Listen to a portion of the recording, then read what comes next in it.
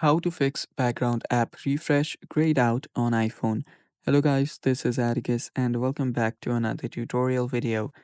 In today's video, I'll teach you guys how you can fix background app refresh grayed out on your iPhone.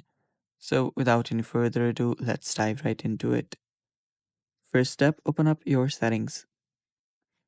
After you're on your settings, you can then scroll down and on general, go to general and there you should see your background app refresh.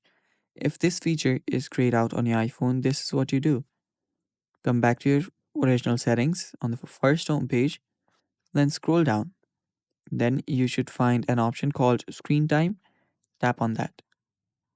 After you're on your screen time, scroll down and locate your content and privacy restrictions. Tap on that.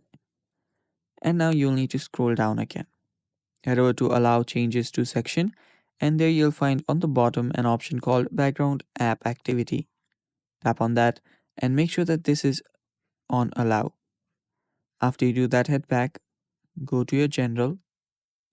On your general, scroll down all the way. There you'll see the shutdown option. Shut down your iPhone and start it up again.